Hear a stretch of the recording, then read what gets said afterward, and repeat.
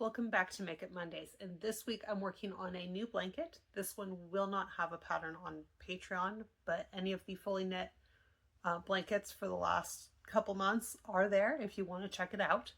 A link will be in the description. But this week I'm working on what should be a crochet around the edge blanket, but as you've probably seen from the title card, this one will be knit instead of crocheted. So this is the fleece. You're going to see a lot more of it. This was bought right as Joann's was going out of business, so it has taken me a bit to get to it.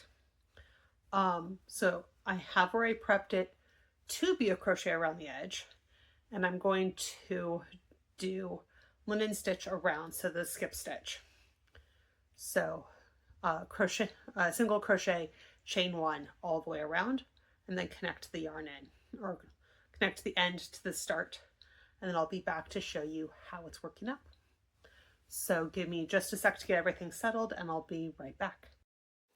So I've done quite a few rows of setup, and now I'm going to show you how this is working. So I've got the crochet edge into the blanket. I'm slipping the first stitch to give a nice clean edge. Doing seed stitch, so purl, knit, purl, knit, purl, and then just like a 10 stitch blanket, I am going into the crochet and pulling up a stitch. And I found that the ratio for me is 1 row per every stitch on the blanket. Now, and it's going to be the same thing back, so slipping the stitch and then seed stitch across.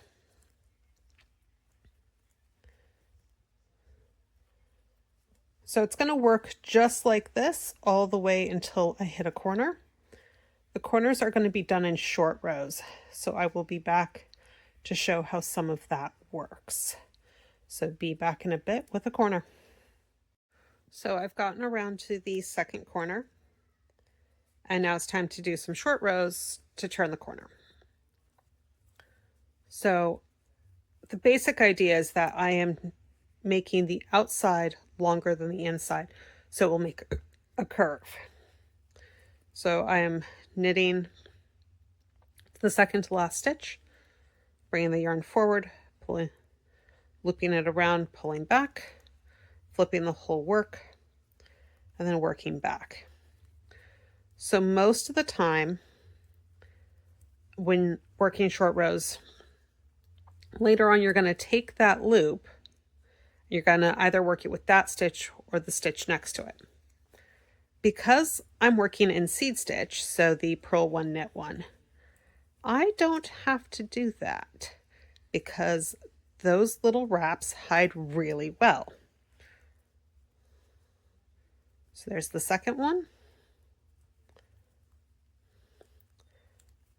And then I'm going to work all the way across, just ignoring the wraps entirely.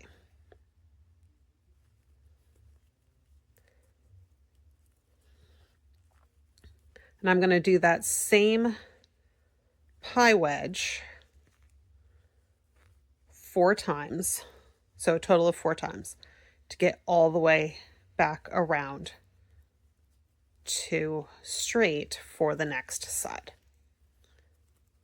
And it took a little bit of figuring out to figure that that was what the ratio was, but in this case it worked. So I'm going to keep going. I will be back a little bit later, possibly to show how to join a second ball of yarn, possibly just to show how to connect the 2 pieces at the end. We will see when we get there. Be back in a bit.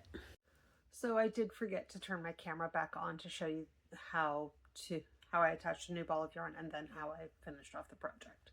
So the attaching a new ball of yarn, knitting the 2 strands together across the row. I will be weaving these ends in a minute.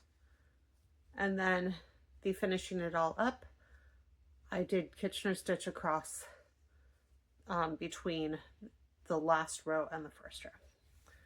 But otherwise, here's the blanket. So doing it this way did allow for some gorgeous pooling of colors and a lot of confusion when I was working on it outside in the real world. So if you like what you saw, please hit like and subscribe, and I will see you next time on Make It Mondays. Bye.